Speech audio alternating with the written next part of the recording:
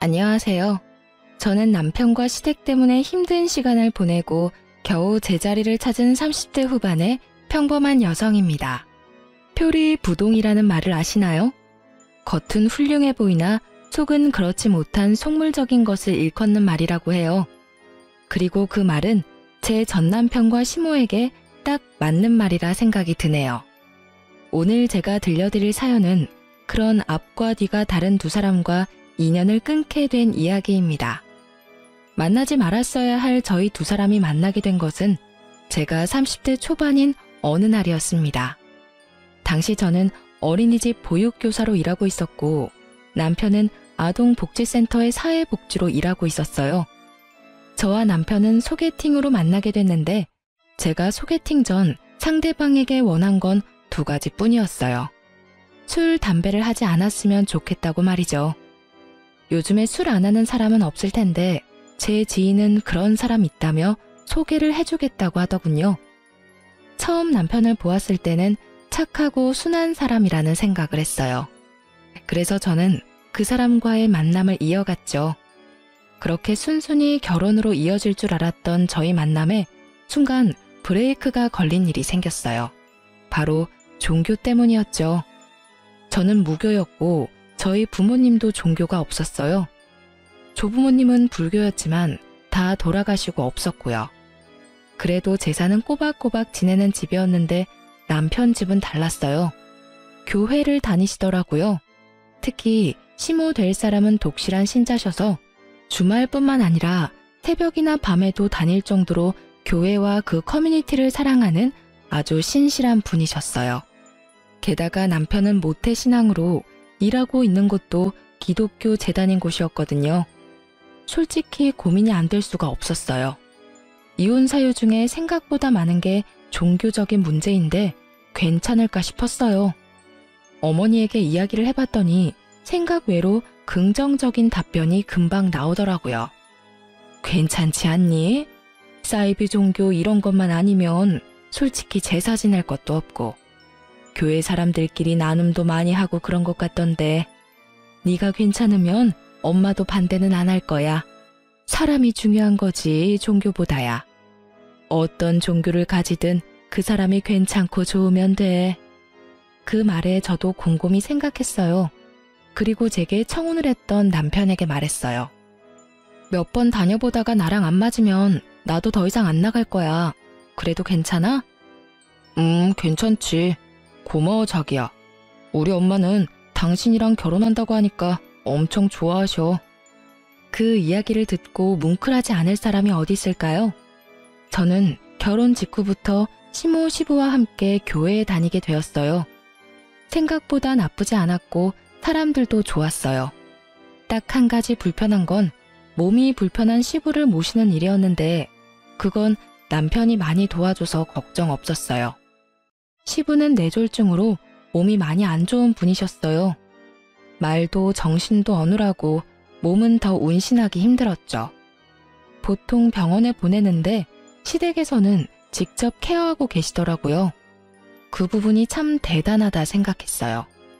다른 사람들도 똑같이 생각하는지 시모와 남편의 가족 사랑에 대해 항상 칭찬해주고 시부를 위해 기도도 해주고 했어요.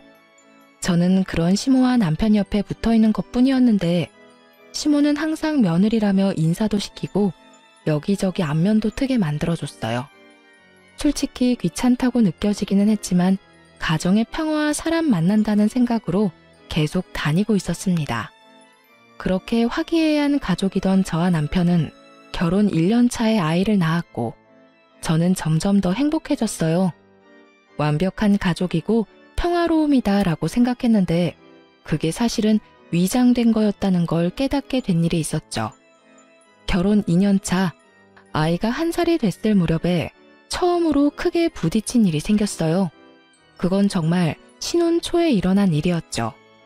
남편이 하루는 심각한 표정으로 저를 부르더군요. 여보, 앉아봐. 할 이야기가 있어. 무슨 이야기? 전 아무 생각 없이 거실 소파에 앉으며 남편에게 물었어요. 우리 전셋집 내놓고 우리 본가랑 합가하는 건 어때? 합가? 싫어. 아직 신혼인데 무슨 합가야? 제 입에서는 대뜸 거절의 말이 나왔습니다. 그만큼 생각조차 없던 일이었으니까요. 남편이 제게 이야기를 꺼내온 건 지금 살고 있는 신혼집이 제가 결혼 전부터 살고 있던 제 명의의 전셋집이었기 때문이었어요. 마음대로 결정할 수 없으니 제 양해를 구하려던 거였죠. 집이 마음에 안 들어? 그건 아니야. 엄마가 합가를 원하시는 것 같아서. 솔직히 우리도 전셋집에서 계속 살 수는 없잖아. 이 집 전세금으로 본가 리모델링 싹 해서 들어가면 좋을 것 같아서 그래. 어머님이 합가를 원하신다고? 나한테는 별말 없으셨는데? 그런 낌새조차 없으셨다고. 합가 이야기 엄마가 먼저 꺼내면 너무 원하는 것처럼 보일까봐 내가 말하는 거야. 솔직히 엄마 혼자 아버지 모시는 것도 힘들고 그 집도 평수는 좋은데 옛날 집이다 보니 아버지 수발 들 때 불편한 것도 있고 생각해보지 않을래? 저는 너무나 당황했습니다. 시부 때문이라면 할 말은 없지만 그래도 신혼은 즐기게 해줄 줄 알았어요. 그리고 남편도 결혼 전에는 따로 자취하며 살았기에 시부를 모시는데 큰 어려움은 없었나 보다 싶었는데 갑작스레 이런 이야기를 들으니 당황할 수밖에요.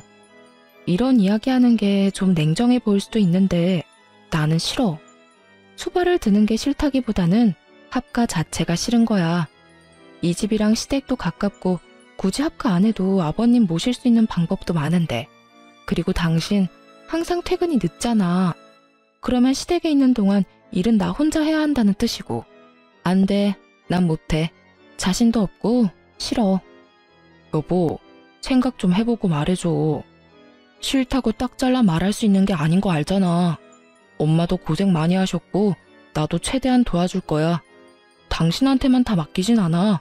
그리고 엄마가 애도 봐줄 수 있고 얼마나 좋아? 그래도 싫어. 애는 내가 더 잘 봐.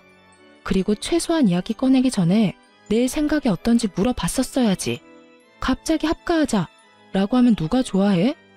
여튼 난 싫어. 아버님 수발 드는 거 힘들면 내가 도와드릴 수는 있어. 하지만 합가는 아니야. 애 데리고 합가.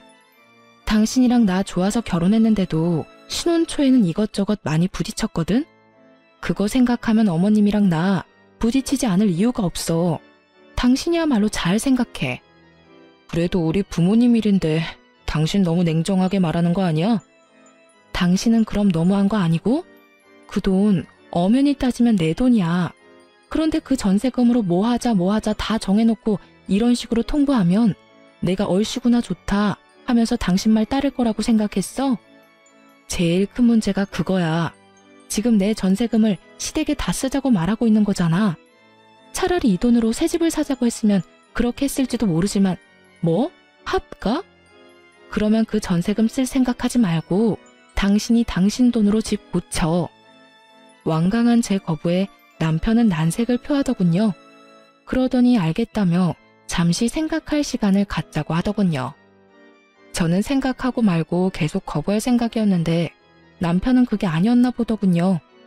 다음날 새벽 저는 육아로 지쳐 침대에 누워 눈을 감고 있었어요. 일은 가지 않아도 몸이 힘들었거든요. 한밤중에 뒤척이는 애 때문에 힘들었는데 잠도 오지 않아 침대에 누워만 있었어요. 그런데 그때 남편이 전화기를 몰래 들고는 거실과 이어진 화장실에 들어가서 누군가와 통화를 하더라고요. 상대방은 시모였습니다. 그리고 소곤거리는 남편의 통화를 듣는 순간 저는 이게 쉽게 끝날 일이 아니란 걸 알았어요. 엄마, 그 사람 지금 자. 내가 이야기해봤는데 씨알도 안 먹혀. 그래서 내가 좀만 더 시간 두자고 했잖아. 갑자기 아버지 모시라고 그러면 좋아할 여자가 어디 있어? 결혼 전에 그런 이야기 하나도 안 했는데. 그러는 엄마야말로 보육교사라고 했더니 아버지 수발 맡길 거라며 좋다고 했잖아. 두 사람 하는 이야기를 들어보니 문제가 많은 모자지간이었더군요. 그리고 합가를 하자는 이유도 명확했고요. 시모는 결혼 전부터 제게 시부 수발을 들게 할 생각이었더라고요. 보육교사라 돌보는 건 잘할 거라고 생각했나 봐요. 애면 봐줄 수 있죠. 제가 요양보호사도 간호사도 아닌데 어떻게 뇌졸중에 걸린 아버지를 전문적으로 케어해요? 그냥 공짜 노동력 부리려고 하는 거, 그게 목적인 거죠.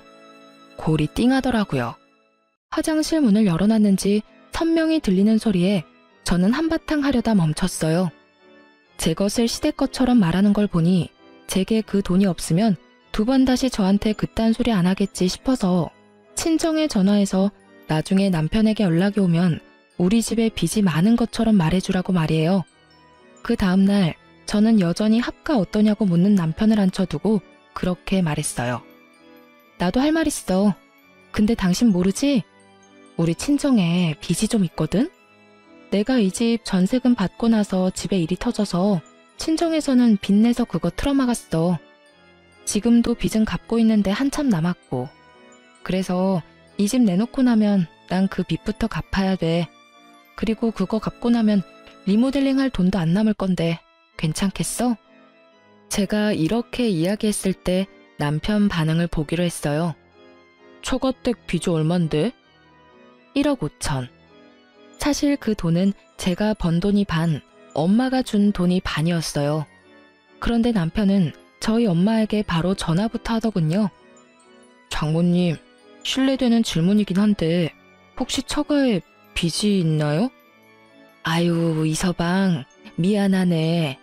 얘 전세금 주고 나서 그런 일이 터졌지 뭔가. 빚이 한 1억 5천 정도 남아있는데. 결국 남편은 전화를 끊고 나더니 침울한 얼굴로 그러더군요. 그럼 집 내놓는 건 없는 일로 하자. 어차피 내놔봐야 긁어 부스럼이네. 끝까지 합가 우길 줄 알았더니 남편은 금세 백기를 들었습니다. 그런데 좀 이상했어요. 시부의 수발 때문이었다면 이렇게 포기하지는 않았을 텐데 전세금을 친정 빚에 다 갚고 나면 우리가 시댁에 들어가는 게 더 쉬워지고 그러면 시모가 더 좋아할 수도 있는데 왜 싫어하나 싶었는데 나중에 그 이유를 알게 됐어요. 남편 앞으로 카드 명세서며 뭐며 다 날아오는데 돈을 어마어마하게 썼더군요. 당신 이게 다 뭐야? 왜 이렇게 돈을 많이 썼어? 그거 사실은 결혼 준비하면서 돈을 좀 많이 써서. 결혼한 지 벌써 3년이야. 게다가 당신 월급으로 갚는 것도 빠듯할 정도잖아. 이거 어떻게 갚으려고 이렇게 막 쓴 거야? 이번에 합가 잘 되면 당신 전세금 좀 빌려서 갚으려고 했지. 뭐? 그걸로 당신 빚을 내가 왜 갚아? 이건 지금 어쩔 건데? 갚아줄 생각도 없으면서 잔소리는 왜 해? 내가 알아서 할 거야. 대신 당분간 생활비 못 내. 제 재산을 자기 것처럼 여기는 남편 때문에 거짓말을 했지만 그 거짓말 때문에 남편이 자기 빚을 이렇게 오픈하게 될 줄은 저도 상상 못했어요. 저는 너무나 당황하며 남편을 재촉했습니다. 어머님한테 가서 도와달라고 그러자. 우리끼리 해결할 문제가 아니야. 나 지금 육아휴직 중이라서 돈 한 푼 안 버는데 당신까지 이렇게 빚을 지면 어떡하란 말이야. 전세금이랑 합가 이야기만 잘 끝났어도 내가 이걸 이런 식으로 오픈할 일은 없었을 거야. 그런데 당신이 그 전세금이 친정 거라고 말한 적도 없잖아. 난 당연히 그 전세금으로 다 해결할 수 있을 줄 알았지. 당신 나한테 돈 맡겨놨어? 내가 너한테 돈 빌렸냐고. 우리 집이 네 현금 창고야? 부부 재산은 공동의 재산이야. 어차피 내가 빚 있으면 당신도 힘들 거 아니야. 그러면 어떻게라도 갚아야 되지. 그게 맞는 거 아니야? 무슨 헛소리야. 당신 혼자 진 빚을 내가 왜 갚아? 그럼 그 돈은 어디다 쓴 건데? 남편은 아무런 말도 하지 못했습니다. 결국 우리들의 언쟁은 남편의 자리 회피로 끝이 났고 저는 남편에게 문자를 보냈습니다. 어머님한테 연락해서 어떻게든 도와달라고 해. 이 문제는 우리끼리 해결 불가능한 문제야. 지금 있는 돈도 없는데 나까지 빚을 내면 우리 둘 다 파산이야. 알겠어? 결국 남편이 시모에게 도움을 청했는지 그 다음날 저에게 전화가 걸려왔어요. 넌 도대체 집안 살림을 어떻게 하길래 네 남편이 그렇게 빚을 지는 것도 모르니? 그 이야기에 정말 당황했습니다. 왜 저를 탓하시는지? 돈을 빌린 건 본인 아들인데 말이죠. 어머님, 저는 아무것도 모르고 있었고 생활비도 그 사람은 저한테 한 달에 50만 원밖에 안 줬어요. 나머지는 본인이 알아서 쓰고 있었다고요. 한 달에 꼴랑 50만 원 받는 걸로 무슨 살림을 어떻게 살라고요? 그럼 저 혼자 벌어서 세 식구 살림하란 말이에요? 얘는 또 뭐 그런 식으로 이야기를 하니? 어쨌든 이번 일은 내가 해주기로 했다. 앞으로 정신 좀 똑바로 차리고 살아. 살림은 그렇게 하는 거 아니야. 알아듣겠어? 저한테 말고 남편한테 말씀하세요. 제가 그런 말을 들을 이유가 없어 보이네요. 집안일에 도움 줄 거 아니면 방해나 되지 말라고요. 결국 시모와 저도 다투게 되었고 시모는 더 이상 말해봐야 자기 아들 얼굴에 침 뱉는 일밖에 안 되니 뚝 전화를 끊어버리더군요. 그 뒤로 남편이 제게 왜 어머니와 다퉜냐며 화를 냈지만 저는 제가 화를 낸 게 잘못됐다고 생각하진 않거든요. 그래서 남편한테 얘기해줬죠. 당신이 잘했으면 어머님이랑 나랑 싸울 일도 없어. 애초에 당신이랑 싸울 일도 없었겠지. 그래서 앞으로 이런 일로 다시 한 번 더 우리 결혼 생활에 문제가 생기게 되면 나 절대로 당신 가만히 안 둬. 알았어? 한 번만 용서해주고 넘어가는 거야. 두 번은 안 돼. 알아들었어? 다시 사고 치면 그때는 당신이고 뭐고 안 볼 사람 되는 거라고. 용서를 한다고 말은 했지만 저는 수상한 마음이 들었습니다. 그 많은 돈을 썼다면 쓴 흔적이 있어야 되는데 저희 집에는 전혀 그런 흔적이 없었거든요. 코인이나 주식을 했다면 핸드폰을 끼고 살아야 되는데 그런 것도 아니었고요. 그렇지만 이미 남편의 빚은 시모 덕분에 사라졌고 남편은 그 뒤로 얌전했기 때문에 조금씩 마음을 놓았어요. 그때 더 파고들었어야 했는데 그 의심의 불을 지핀 일은 불과 몇 달 만에 일어났습니다. 저희 아파트 아랫집에 조리원 동기가 살았거든요. 애들 생일이 똑같고 같은 아파트라 친하게 지내곤 했는데 그 동기가 저한테 동영상과 사진을 보냈더라고요. 자주 애들 사진 공유하니까 애들 사진인가 보다 싶어 들어갔는데 저는 사진을 보고 너무 놀라 들고 있던 컵을 떨어뜨리고 말았습니다. 그 영상에는 남편과 한 여성이 저희 아파트 지하주차장에서 손을 잡고 포옹을 하며 다정하게 붙어있는 장면이 그대로 녹화되어 있었어요. 저는 부랴부랴 조리원 동기에게 전화를 했습니다. 이게 뭐야? 이거 어디서 난 거야? 언니, 봤어요? 그거 형부 맞죠? 세상에, 어쩐지. 나 요즘에 배달시킨 게 계속 없어져서 아파트에 관리사무소 가서 CCTV 확인 좀 해달라고 했거든요. 계속 물건이 없어진다고요. 좀도둑이 제 박스를 가져가는 게 보이긴 하는데 지하까지 가더라고요. 그래서 저도 지하 주차장 CCTV까지 봤죠. 근데 그 도둑놈이 사람 인기척에 놀라 흠칫하며 후다닥 지나가는데 옆에서 형부랑 그 여자랑 둘이 있더라고요. 너무 놀라서 언니한테 영상 보낸 거예요. 그 여자 누군지 모르겠어요? 전혀 짐작도 안 되는 여자였어요. 남편이 밖에서 여자를 만난다는 것도 모르고 있었으니까요. 지금 당장 남편에게 전화할까 하는데 그때 제가 자주 보던 고민상담 코너에서 불륜은 증거 싸움이라는 말이 언뜻 떠오르더군요. 저는 이 쥐새끼 같은 남편과 상간녀가 증거를 다 불태우기 전에 몰래 증거부터 수집하기로 했습니다. 그리고 상간녀의 뒤도 같이 캤어요. 털어서 먼지 안 나오는 사람 없잖아요. 작정하고 증거를 모으는데 상간녀도 참 양파 같은 여자더군요. 게다가 더 열받는 건 남편이 그때 빚진 거 있잖아요. 그 돈을 전부 그 여자한테 다 털어넣었다는 사실이에요. 와이프는 집에서 애 보느랴 돈 아끼랴 개고생하며 사는데 상간녀에게 이것저것 선물 다 해주고 결국에는 빚까지 진 호구 같은 놈을 어떻게 해야 하나 고민하다가 일단 시모에게 먼저 이야기하기로 했습니다. 시모가 독실한 기독교인인데 자식이 불륜을 저지른다고 하면 남편을 혼내줄 거라고 생각했거든요. 그런데 그 반응은 제 예상과 180도 달랐어요. 네가 잘못한 거 아니니? 내 아들하고 닮은 사람일 수도 있지 않니? 어머님, 닮은 사람이라도 옷이나 소지품은 다 다르잖아요. 지금 남편 입은 옷이며 소지품은 다 저희 집에 있는 물건이에요. 그렇다면 이미 결론이 난 것 같은데 넌 도대체 이 일을 왜 나한테 이야기하는 거니? 네? 정말로 뜬금없는 시모의 말에 저야말로 어리둥절해져서 되물었어요. 네가 남편 뒤나 캐고 다니면서 남편 불륜이나 지어서 말하는 거 보니 네가 의부증인가 보다. 이게 우리 아들이라는 건 맞다고 치자, 네 말대로. 그런데 너 없는 이야기 지어내고 그러면 못 써. 그 여자랑 그냥 아는 사이일 수도 있지 않니? 어머님, 숙박업소에서 함께 나온 거 보면 확실하잖아요. 난 그런 거 모르겠고 헤어질 거 아니면 그냥 덮고 살아라. 집이며 주변 시끄럽게 하지 말고. 저는 그간 쌓아온 시모에 대한 신뢰가 와르르 무너지는 기분이었습니다. 제가 시모에게 남편의 불륜에 대해 먼저 말한 것은 시모가 남편을 따끔하게 일러주길 바라는 마음에서였어요. 그리 독실하고 신실한 시모이니 자기 아들의 불륜을 알면 아들에게 저 대신 인간의 도리를 따져 제정신을 차리도록 만들어줄 거라 생각했거든요. 그런데 이런 반응이라니. 저는 배신감에 치를 떨며 집으로 돌아왔어요.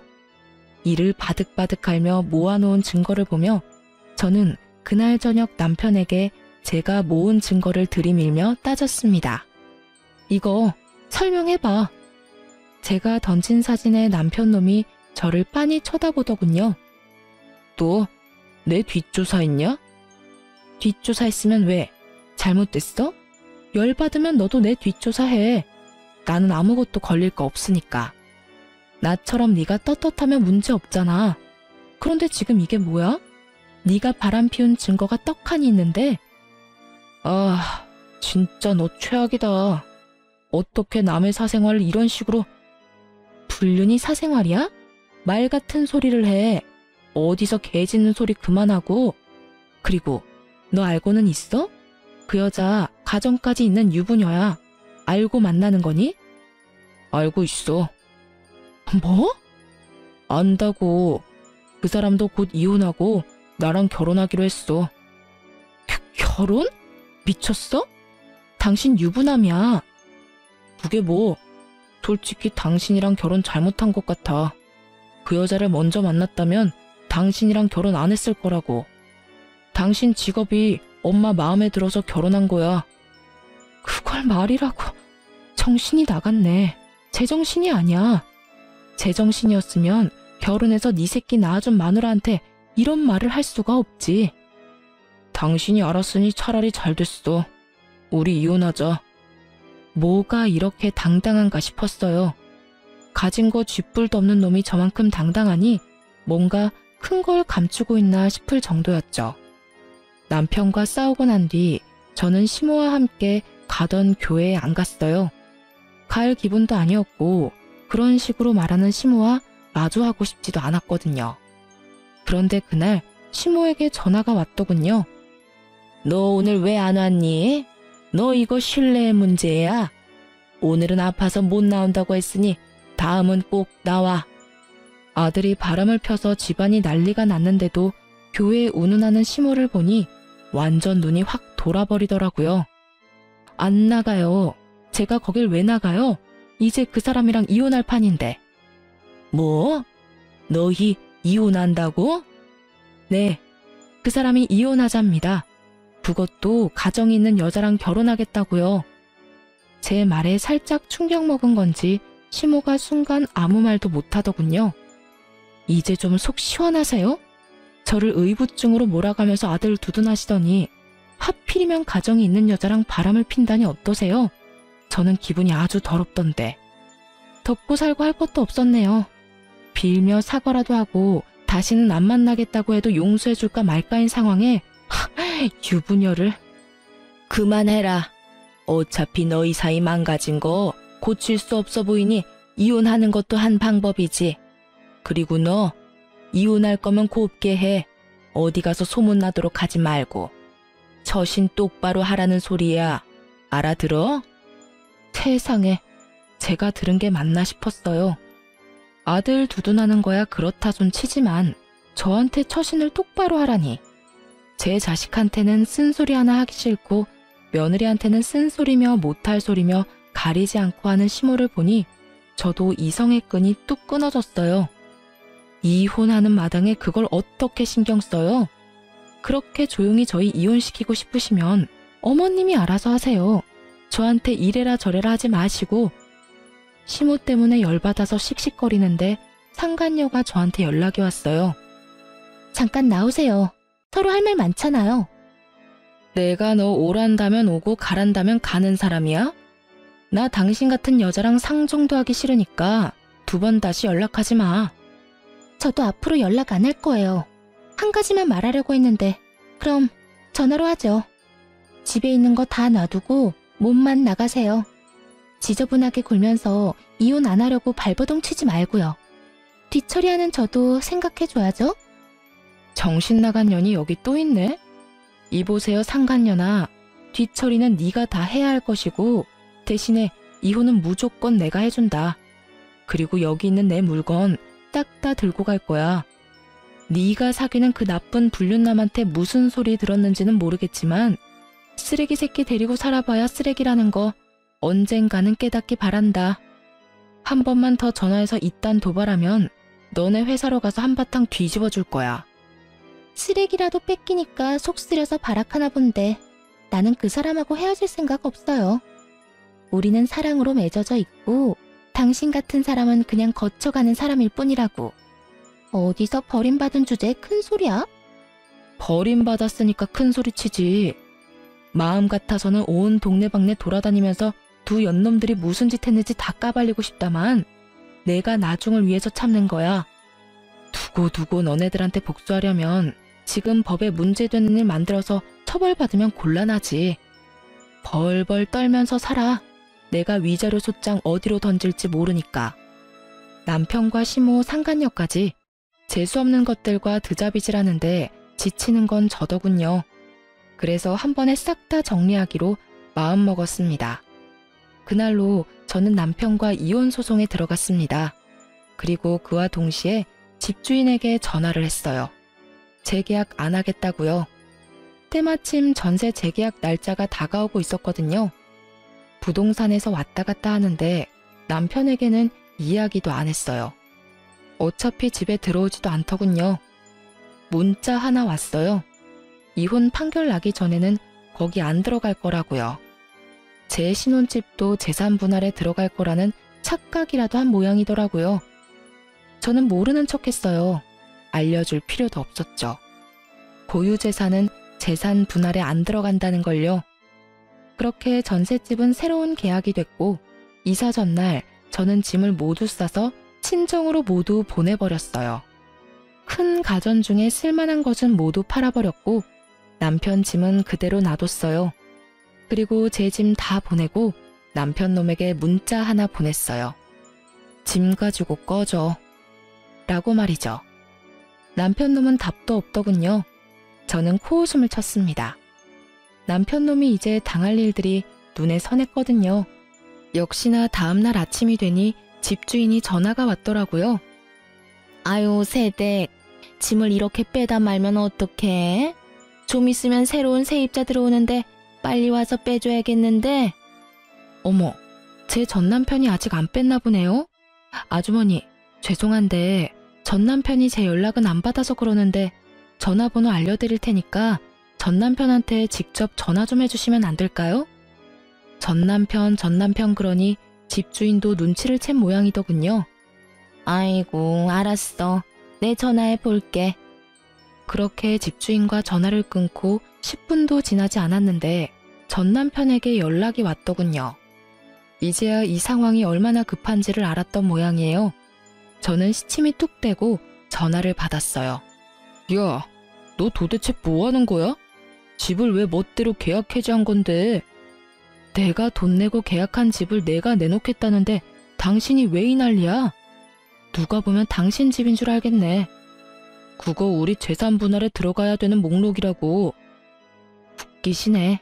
야, 너 그거 믿고 나한테 그렇게 큰 소리 뻥뻥 쳤어? 어쩐지 상간녀가 나더러 집에 있는 물건 하나도 가져가지 말라더니. 그거 이혼 전에 내가 취득한 고유재산이라서 재산 분할 안 되는 건 몰랐지? 게다가 우리 혼인 기간이 3년밖에 안 돼. 기간 짧아서 해당 안 되고 어줍잖게 주워들은 건 있나 본데 그러면 끝까지 잘 들었어야지. 뭐? 아 진짜? 야, 너 당장 다 돌려놔? 가전이며 가구며 다 돌려놓으라고. 그거 네가 샀어? 내가 다 샀잖아, 도둑놈 같은 놈아. 우리 집에서 네가 가져갈 건 네 몸뚱이랑 네가 산 물건들 뿐이야. 짐 정리하다가 네가 사준 거 놔두고 오려고 눈에 불을 켜고 봤는데 웨딩 반지 말고는 눈 씻고 봐도 없더라. 에라이 나쁜 놈. 와이프한테는 돈 하나 안 쓰면서 상간녀한테는 펑펑 돈 다 쳐쓰고 엄마한테 손이나 벌리는 호구 같은 자식. 앞으로는 너하고 상종도 안 할 거야. 애수가 없으려니까. 야, 너 말 다 했어? 재수가 없어? 누가 할 말인데.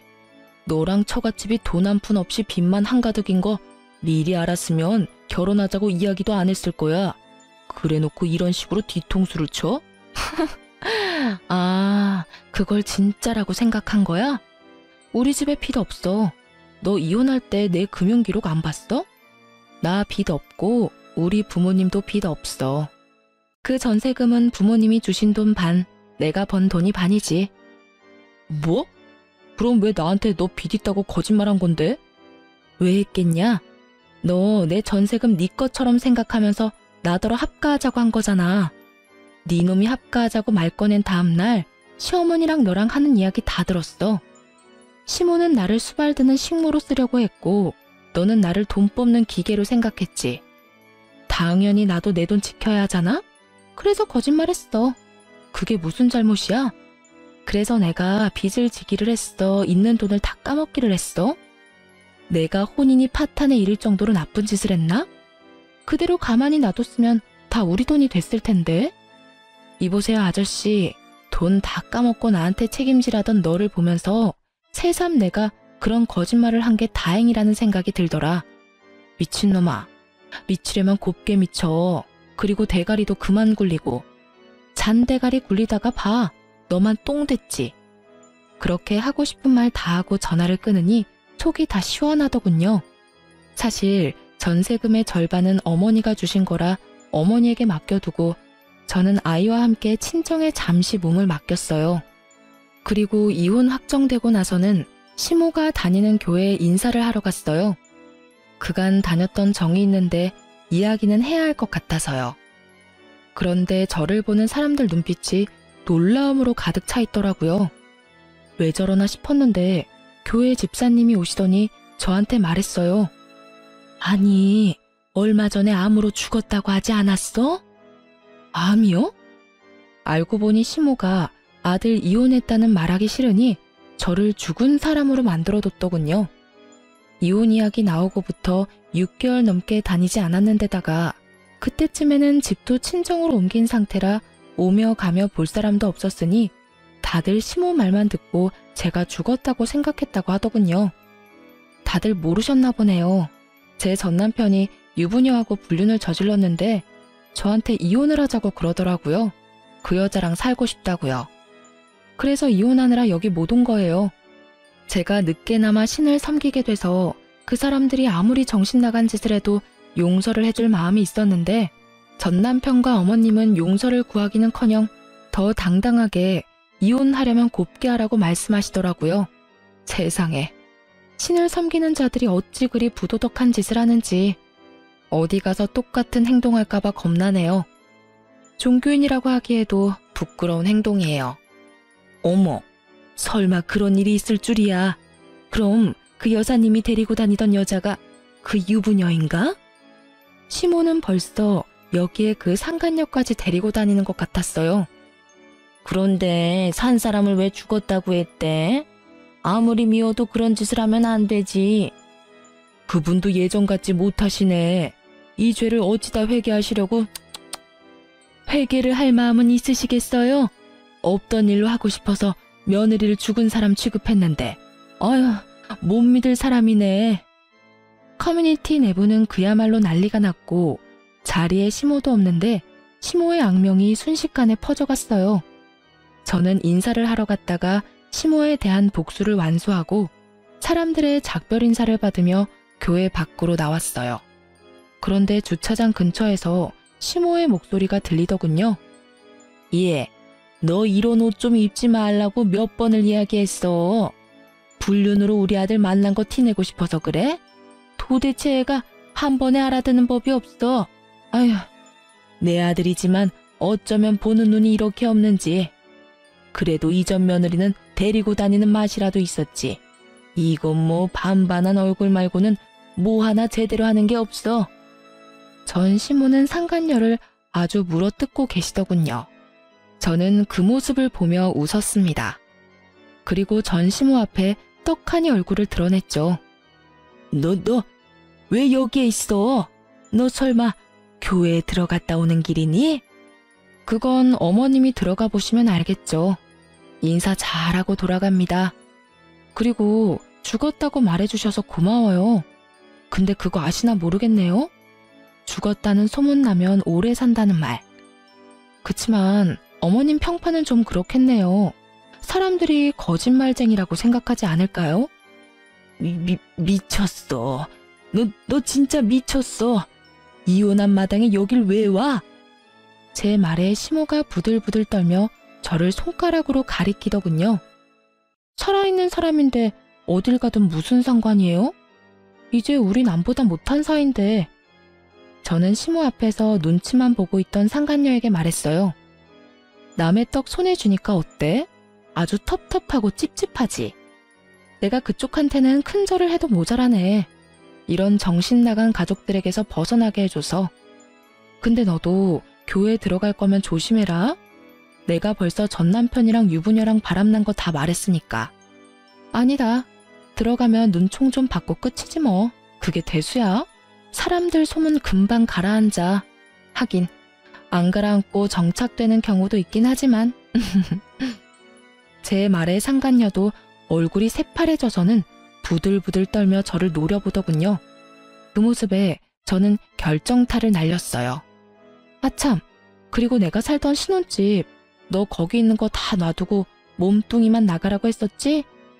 근데 어쩌지? 네가 그 정신나간 놈한테 무슨 말을 들었는지는 모르겠지만 그 전셋집 결혼 전부터 내가 가지고 있던 전셋집이거든. 그래서 이혼할 때 재산 분할 목록에 안 들어가. 그게 무슨 말 뜻인지 모르겠지? 내가 상냥하게 알려줄게. 네 남편 개털이라는 뜻이야, 이 상간녀나. 남의 거 탐내다가 둘 다 개털 됐네?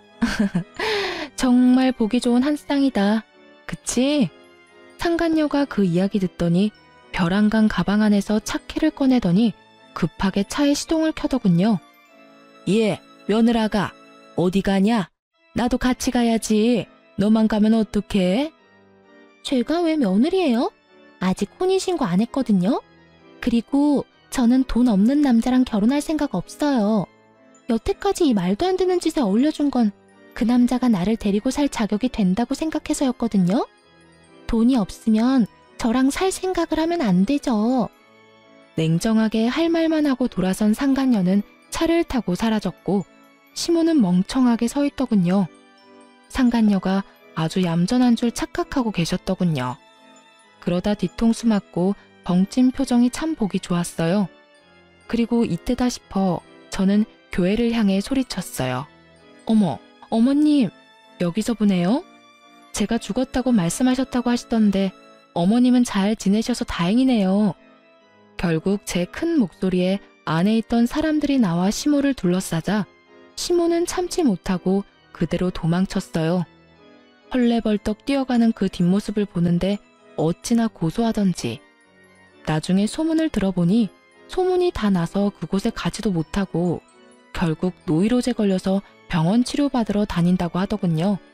사람을 죽은 사람으로 만들려고 했는데 이 정도는 당연히 벌받을 생각하셨어야지.